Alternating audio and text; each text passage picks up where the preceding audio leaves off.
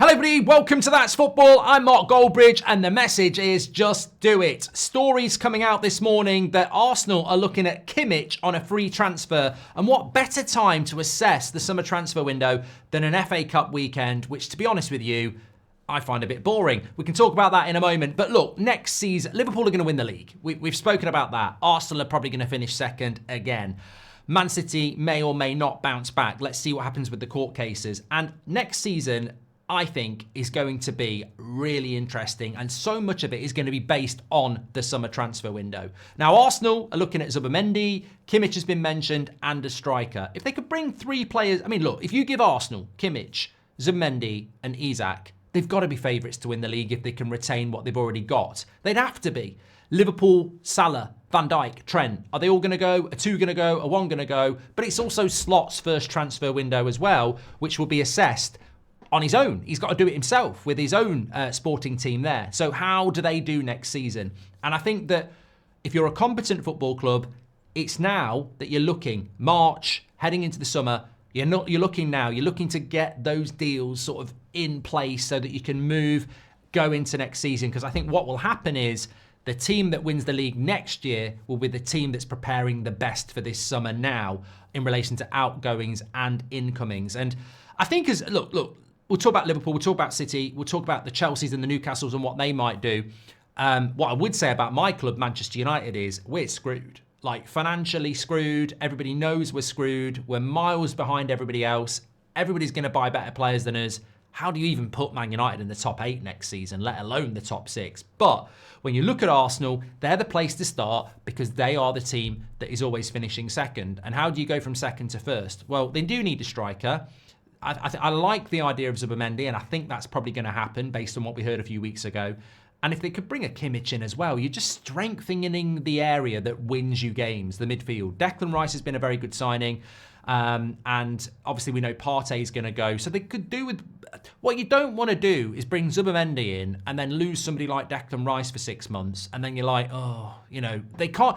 Arsenal need to learn from mistakes. The mistakes this year, too many red cards, too many injuries, no striker.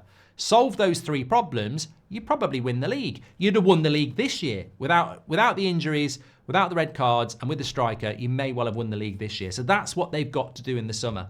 The striker will be the biggest thing to do. Those 2 midfielders would massively enhance that team. They've got the best defence in the league. You've just improved your midfield. Now you need to score goals. You bring in a striker. They would... I'm not going to predict Arsenal are going to win the league without knowing what everyone else is going to do, but I think that's the pathway for Arsenal winning the league. My only issue with Arsenal is we hear about Isak, we hear about Sesko, we hear about Gyökeres. It's got to be Gyökeres or Isak for me. Sesko's interesting, but you need... How many more years can Arsenal be second place before they fall off? You can't just... It doesn't work like that. Life doesn't work like that. You can't just sit waiting for your opportunity. You've got to take it. And next season, I think Arsenal have got to take it. So the issue with Sesko is he's 21, be 22 in the summer.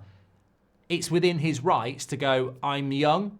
I might not be at my best for another 2 years. I need to adjust to a new league. Whereas if you bring Isak in, he ain't young. He's established. He's a Premier League player. So that would be my issue around the striker there.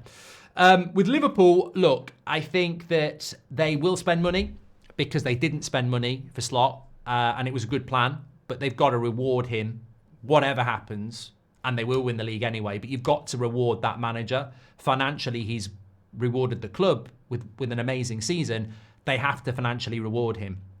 It's going to be very interesting to observe what Liverpool do, because I do look at Liverpool having not spent money and go, do they need to spend money? But we know people are going to leave. I think Van Dijk would be a massive loss. I think Salah would be a massive loss. Trent's going to go, and I think that they will miss him, but there are options, especially in the world of football, at right back. So, they could look at numerous players, and they've got Bradley coming through. I don't know what Liverpool are going to do. Let me know in the comments, but they've got to get it right. I said this a few months ago. What Slot's done this season is incredible. I think next season will be harder for him because retaining a trophy is always very difficult. How many of those key players are you going to lose? And also, you've not really had a transfer window before, and that you get judged on those as well. So It's going to be really interesting to see what Liverpool do in the summer, but you'd expect them to be able to be big players as well. Man City, I think, look, they bought players in January. Rodri's going to return. It's like a new signing. But we don't know what's going to happen with Man City in this court case and everything like that. If they ride that out, they will have money to spend, and we know Man City will spend a lot of money. But what's going to happen with Pep? They're playing in that Club World Tournament as well. There's no rest for them. You know, that is a month of a tournament. That there is no Euros, there is no World Cup. But we always talk about the players that play in that might be fatigued. That is a lot of games for Man City, and it's going to be very interesting to see how they come through that. Chelsea are also in that tournament as well. Will they have got Champions League football? Will they be able to compete in the transfer market with the likes of Arsenal and Liverpool? I think Chelsea will be a very interesting one, and they'll be dictated to by what tournament they're in. If they're in the Champions League, I think Chelsea will be freed up to spend money again. If they're not, they will have money, but will they be able to compete with where they want to compete? Chelsea need a top striker as well. I think if Chelsea had an Isak or a player like that, they would be comfortably in the top four this year. And then I think, you know, I don't see anybody beyond that winning the title next season. I think it will be Man City, Liverpool, Arsenal, or maybe Chelsea. That's a bit of a stretch. I don't see anybody else. But you've got to be looking at the market now. And look, it's early to say it, but I do think with Arsenal, there's no point going and look, I'm sure a lot of Arsenal fans will disagree and say Sesko's a good signing, but how many more years are you going to be second place? What if next year's your last chance to go to grab the title?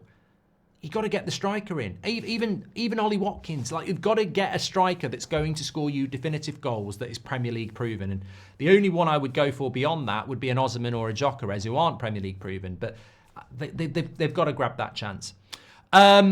Any watch-alongs this weekend? No. Man United Fulham is what I'm doing. I've got to be honest, I've only got a minute or so to talk about this. The FA Cup. I'll be honest with you. I love football. Hence, that's football. I can't get excited about this FA Cup. I just can't. I just can't get... I can... It's the only... The best way I can explain it is I'm only interested in my club. Whereas when the Premier League weekend's on, Man United, but there'll be other games I want to watch, I'm engaged in. With the FA Cup, Villa Cardiff was on last night, and I was like, just walking in and out.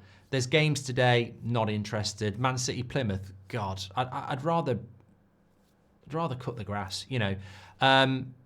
Newcastle Brighton, relatively interesting, but it's not the same as a Premier League weekend, is it? And it's starting to frustrate me because in years gone by, when you'd been knocked out the FA Cup, there still would be Premier League games, and it's just FA Cup. And it's like, it's not as bad as an international break, but it ain't anywhere near a Premier League weekend. And did you know, after the international break, there's no Premier League games? It's an FA Cup weekend again. So after the international break, when we've been deprived of Premier League football for 2 weeks, it's not even a Premier League weekend, it's FA Cup quarter-final weekend. And I'm like, I mean, the game should be a bit better, but not necessarily. Could be Burnley and Preston get through, and then they're going to play Man City probably. Yeah, look, I'm not disrespecting the FA Cup. I want Man United to win it. It's a good trophy to win, but it really struggles to live up to anything like a Premier League weekend. And I think there's a lot of clubs that aren't playing, like Arsenal, Liverpool. Would it not have been an idea for Arsenal and Liverpool to play each other this weekend instead of in May? Could you not have just brought that forward? And then, you know, there must be some sort of thing where you can go, you're not in the FA Cup. They used to do this. If you'd been knocked out of the FA Cup, they'd put teams together to play each other and just change the fixture list a bit. So like Arsenal, Liverpool in May would be played this weekend, and then whoever was meant to play this weekend, they'd move them to that weekend, and they'd just run it through an algorithm. But yeah, I'm not feeling the FA Cup. At least with the Carabao Cup, it's midweek fixtures. You don't get weekend games. And I'm sort of like, I don't know. Maybe I'm being a bit unfair. Thanks everyone for watching. Get your comments in. I'll speak to you on the next one.